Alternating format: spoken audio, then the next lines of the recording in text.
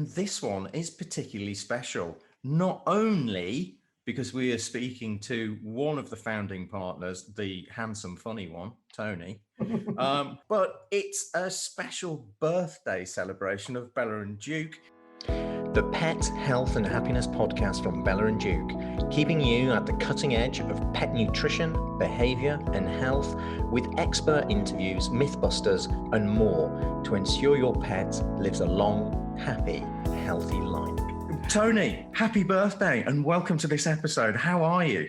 I'm great, thanks, and happy birthday to you too. Oh my goodness. I tell you, when we were driving around various parts of the UK looking for facilities that met our standards, who'd have realised that nearly 30 million meals later, we would be having this conversation for a special edition birthday episode. How incredible is that? And how quick is 4 years gone? Absolutely amazing, actually. And what we've done in that time has been incredible. And the community out there that supported us and what they've done, backing Bella and Duke and being so positive about things and getting people onto raw food as well, it's fantastic. Well, before we even go any further, I'm just going to say thank you to our community because, Tony, and this is one of the many things you've inspired me on, is you've always said that customer feedback is absolutely essential for our growth and you want to hear how people are experiencing things. So thank you, everybody, for being such a positive part of our growth. And helping us on our mission, which is just to radically change the lives of pets for better health. Exactly. And I would like to echo that as well. And that's what keeps us going is the stories that we get from all of our customers that come in and tell us what a difference it's made, moving them on to Bella and Duke. And the positiveness of it all, it's just been brilliant. And that's what keeps the whole team going. And we're all proud about that fact. I confess we've had some emotional, tearful moments, haven't we, Tony, when people have written in or phoned up and told us of these mad success stories. But I guess let's just go right back to the beginning.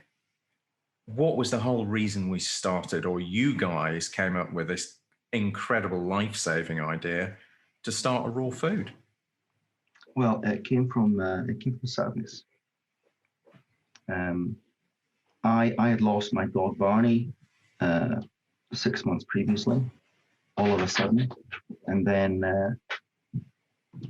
Gus, my Labrador, he got cancer. He got a mast cell tumor. Was given 3 months to live, and we thought this isn't right. Gus was only 5 at the time. Sorry, he was 6 at the time, and we thought we can't lose Gus, and he went on chemotherapy. But before all this, we looked at raw feeding and what we were feeding our dogs. And Mark also lost his dog Morph around the same time, and it was something that brought us together. We were friends before that, but it brought us together, and we felt, well, what are we doing for our dogs? And they're not with us for very long, and we wanted to extend that for as long as possible. I've always had dogs my whole life, and I was quite shocked when I lost Barney, because one day he was running up the mountain with me, because we used to walk up the back mountain here every single morning, and Barney would always be out in front. He was a retriever, and Gus would be behind us, a Labrador, walking at his pace. And all of a sudden, Barney wasn't walking or running in front of us. He was behind us, and a week later he was dead, and he had a real black. We took him for an X-ray that day. I picked him up and took him to the vet, and he had a dark shadow on his chest, and the vet said there's nothing they could do for him, and he died. He died about a week later, and wow, that was a real poof. Wow, I can't believe this. I've lost a dog at such a young age. I just couldn't believe it, and that really got me thinking about what are we feeding our dogs, and what am I doing about it? And I started to make this raw food myself at home. And then the next thing happened was Gus got this cancer. Oh, I can't believe this. And that really got me determined to do something about it. And that really is the pain from where it came from, of sadness, but the joy of doing something positive in my lifetime. I just feel great about that.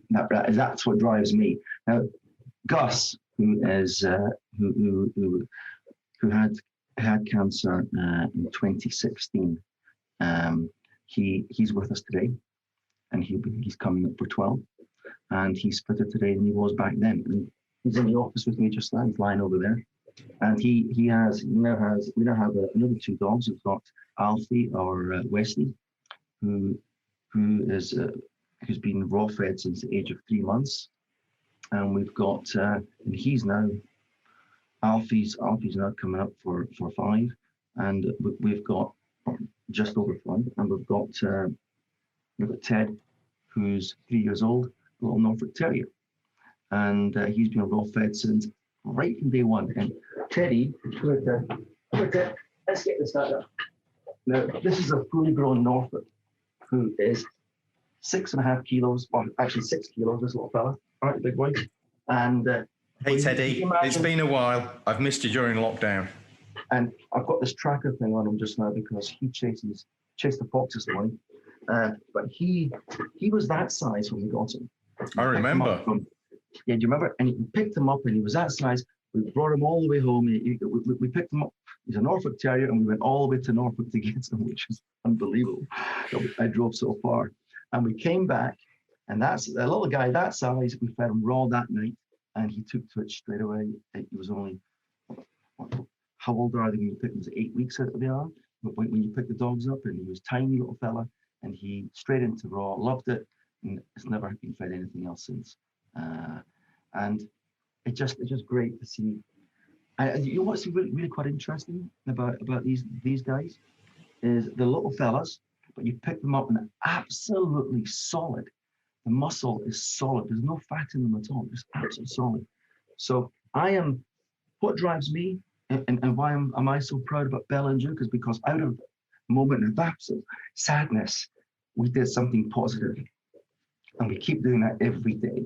And that's what we drive, and the pride that we have as a company is that all of our staff know that they're doing something positive. And I had someone said to me something great a couple of weeks ago. One of our suppliers, one of the big suppliers, said to me, "You know, Tony, even they tell our farmers where their meat's going, that the products are also going into Bella and Duke, and their farmers and people in the factory are proud of the fact that they are also supplying Bella and Duke, and I think that's great.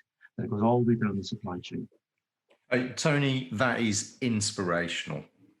And you know, that story never ceases to get me, even though, you know, I joined you guys very early on and I know it by heart. And I think that's a good expression. We all know it by heart. It's, if you will, the engine room which drives Bella and Duke, and to be some part of something which is bigger than ourselves is really a luxury. 100%. I'm sure Barney would be extremely pleased to know that he has driven so much positive change and actually influenced so many other pets, because I'm going to make a really, really big claim here. And I'd like to say that in the last 4 years, all of us at Bella and Duke have actually taken raw feeding mainstream. People looked at us as if we were crazy people and dangerous or mavericks, when actually we've been anything but. It's been the other side of it. We are so incredibly assiduous about testing the food. You've been absolutely ultra dedicated about how you source the food, how you interact with the suppliers, how you all know that you know all of them on a first name basis, some of them for 25 years. It's been anything but maverick. And I think the consistency and the quality and the overwhelming evidence that we've produced, it's taken raw mainstream. And that for me is just priceless. Well, what really hit me was about 12 months ago, Saturday morning, watching Saturday Kitchen, and the chef at Saturday Kitchen goes, "I've got to leave space in my fridge for raw dog food." And I thought, wow, wouldn't have heard that about 5 years ago. That was amazing. And everybody's talking about it now. Exactly. That's absolutely incredible, isn't it? I'm looking left here, Tony, because we've got a load of questions which have come in, especially for you. I think people just want an excuse to talk to you because you like to hide in the shadows, or you're just too busy down the new factory. One of the questions actually is exactly about the new factory and how this supports our mission to provide the best nutrition for pets. Our new factory, what we've done with the new factory, we've put a process in place, and this is really what has been key for me right from the word go. Is when I want to basically take a product from slaughter to 48 days from slaughter to freeze, and then the next time it's defrosted is when it's defrosted in the home being fed to the dog. Now, what does that mean? That means that it comes into us in frozen blocks at minus 18 degrees centigrade, and we then process that frozen all the way through the system, and then it gets packed into these little trays that we've got now, and those little trays, leave our factory below zero. And that it goes back in the freezer again. So it's never defrosted. So that means when you get it at home, or when customers get it at home, it's only 2 days old from when it was slaughtered. So it's completely fresh meat.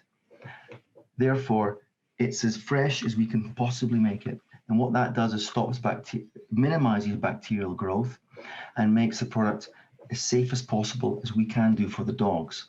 Now, what traditionally would happen is people would bring meat in, maybe fresh, chilled, but that might be slaughtered, might arrive at the factory 2-3 days, might get used a couple of days later, which means it's only got 4 or 5 days life, or 4 or 5 days life's already been used up.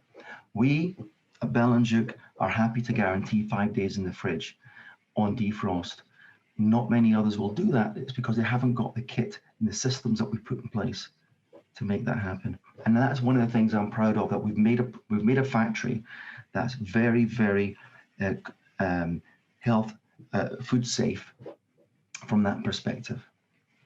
I mean, realistically, we could call it an industry leading innovation, because you dreamt up this idea and you brought it to bear.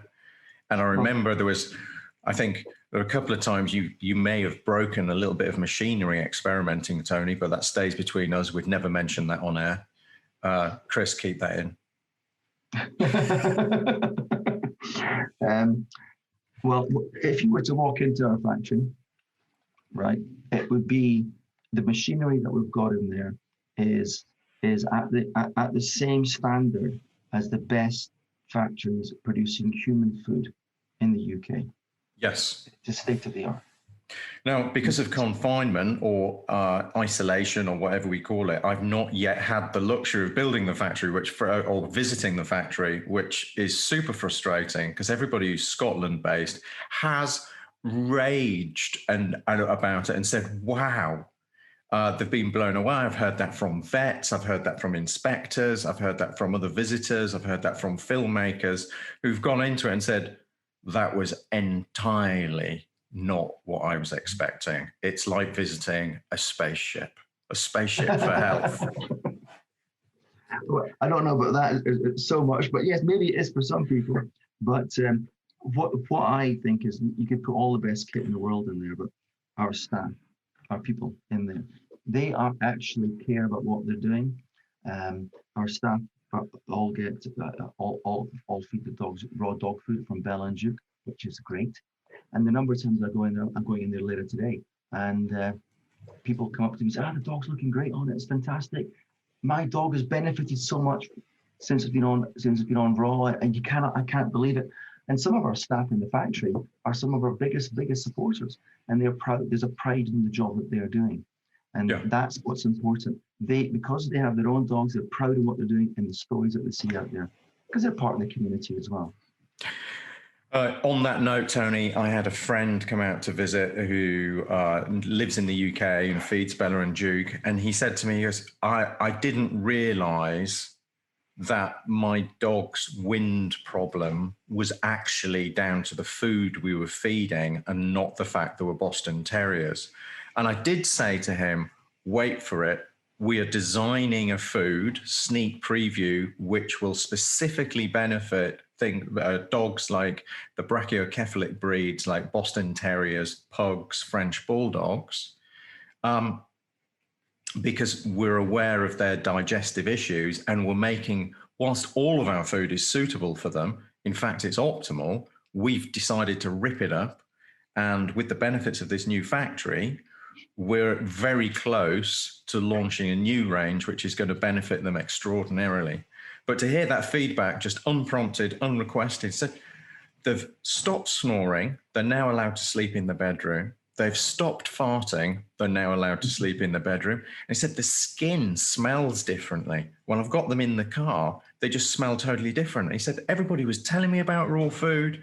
And obviously he said, you, as a Bella and Duke raw feeder, were raging about it, but everybody talks about their product. He said within 2 weeks, the dogs had just changed. And that's the thing, Rowan. That's the thing. It's not until you see the light, as I call it, that you think, my God, I've been living in this darkness for so long. I've been doing the wrong thing. And it sounds a bit evangelical, and I apologize for that, but it's so true. In the smell, Gus, my lad, he used to, you could smell Gus when you walked into the house. Can't smell him anymore. Because he now smells beautiful. He smells fantastic now. You want to give him a big kiss and a cuddle. His fur feels better. You put your hands through his fur, you don't get this grime on your hands. It's like a proper fur coat. Fantastic. Oh, Gus, he looks like the Dark Prince. He's like a velvet wagging machine. And for those of you who think that Tony's dog's got a tail, let me reassure you, it's not. It's a giant rudder. And I would, exactly what it is. It's a happiness rudder. I think we've covered quite a few of these questions, Tony, just by talking about the things we're passionate about. One of them is, how do you tackle rumors around things like salmonella and stuff in raw food? Now, I don't know if rumor is the right word, but Tony, I'm going to kick that ball over to you. Okay. What do we say about that? Well, I think it's a question. It's a good question, but I think we've got to break it down a bit, and we've got to break it down from the point of view that let's go back to the beginning of the process, and that's the farms. And good animal husbandry on the farms tries to eliminate and mitigate and minimize the amount of salmonella that can creep into animals, etc., and creep into the flocks. And a factory will test for salmonella, and they will test the flock. And if the flock doesn't pass, it doesn't go into the human food chain. And then we buy from human food chain suppliers, and we do as much as we can. However, why do we have to recall in the pet food industry a product if it's got salmonella in it? And why is it a government insistence that we recall it? It's got nothing to do really with the harm it does to dogs, because dogs don't really have any issues with salmonella. It's a minuscule thing for a dog to suffer from salmonella, and it would tend to be a dog who's got a very bad immune system, a very bad gut, and is very unwell. Dogs, they go around, they sniff stuff, they lick stuff. They can digest product with salmonella in it. It's not a problem for them to do that. So why do we have to recall if there's a problem out there? Why does the industry have to recall? There's been one recently. And I have to say, there's more recalls on salmonella on dry food than there is on raw food. Tony, just to interject there, sorry, for those of you listening, there's been a recall recently, but not Bella and Duke. No. Yeah, it's been a competitor, and we wouldn't even call them a competitor because we see us all as working together. Thank you for that, and that is right, and I need to clarify that. Yeah, but why has there been a recall recently on this? And it's all to do with the fact that government is protecting human beings, because what they're saying is they do not want raw food in your kitchen. They don't want raw food in your fridge, because you're handling raw food to give into your dog, and potentially you could be touching something that could potentially have salmonella in it. Now, The other concern that they've got is that the dog could eat that food, if it has salmonella, and then be a carrier of it, and then lick you in the face or whatever, and then pass that on, or come through its stools, and you would touch the stools and not wash your hands. There is salmonella out there. It's going to be there all the time. It's natural. It's like oxygen. It's out there. 100%. We do everything we can. We do everything we can to minimize it as much as possible. But when you open your fridge door and you see in there a whole chicken, or you see a duck, or you see a bit of beef, there's potentially salmonella in that as well. And you're going to go and cook it. Now, what we ask people to do is just follow hygiene guidelines and make sure you wash the surfaces, you wash the boards, you wash the knives properly, and you wash your hands. That is common sense. And that's what people have to do to mitigate or minimize any infection from any raw meat at all. Yeah. Or even dry food, they should be doing the same thing with that as well. Yeah, and oh, sorry, Tony, I interrupted you. There was a little bit of a delay. That's fine, because that is critical that people look after themselves. The dog can eat product that may potentially have salmonella in it, not a problem. We've not got an issue with that unless it's a very unwell dog, but it's human beings we're trying to protect here, and that's the emphasis on it. So when people say, "Oh, I don't want to feed my dog raw because it's got salmonella in it," well, there's more incidents of dry dog food around the world being recalled because of salmonella incidents than raw. That may be because there's more dry dog food being sold. Maybe, I don't know. But that's something that we've got to be honest with ourselves in this. It's not about the dog that the governments are worried about. It's about human beings. Just do right and follow good hygiene guidelines. Tony, that's a really great answer, and it's so important we avoid the scaremongery and just stick to the facts, because that's how we empower our clients to make positive change. And I personally think that the false fears around bacteria are the number one cause for people not coming into raw feeding. So really, we've got to kind of burst that little false bubble. Just to recap, for those of you listening who just want clarification, there's salmonella and bacteria out there all the time. If your dog is swimming in a lake or river, they're probably being more exposed to different types of bacteria and viruses than are ever going to be in raw food. It's all about the balance. Dogs are super equipped to deal with all of this. If you want to lower your risk, well, just wash your hands and don't touch your face or your eyes before you've washed your hands. Keep it separate from other foods, as exactly as you would do with the food you're eating. There's zero difference. And on that note, there is zero difference because the food you're feeding your dog from Bella and Duke is sourced from the human supply chain, and it's all checked before it goes to you. So frankly, you can snatch victory from the jaws of victory just following simple hygiene steps. It's no more complicated than that, is it, Tony? No, it's not. And the other thing I would just reiterate again also, Rowan, is don't let the dogs lick your face, as in your mouth and stuff, and don't pick up dog poo and with your hand and then touch your face with it. Not that anyone's going to do that, but that's the sort of thing that they're worried about. Well, you know, not that I would do this or recommend, touching dog poo with your hand anyway. But by the time any salmonella, let's say, for instance, your dog picks up salmonella because it's swimming in a river and it eats some goose poo. By the time it comes out the back end of your dog, its immune system has dealt with it anyway because it has such an overwhelming array of bacteria in there, which is why they get to go around eating horse and cow shit and feeling great on it. They see all the B vitamins, we go, when actually it's doing the dogs normally quite a lot of good. So next thing, Tony, a couple of quick questions to finish this off, because I know you're busy and you're heading off to the factory. Do we have any more natural B&D remedies coming out? Well, Ron, that's really your area, isn't it? Yes, we do, and I'm very excited about them. Watch this space. We've got some really, I think, cutting edge. Well, I don't want to say I think, I'm being modest here. I know the cutting edge because nobody else is doing them. We've got some cutting edge remedies, supplements, and there are going to be some product innovations in our food, which nobody else, as far as we're aware, in the whole world is doing. But that is going to remain a secret between Tony and I until they're ready for your consumption. Tony, any more bone broth flavors?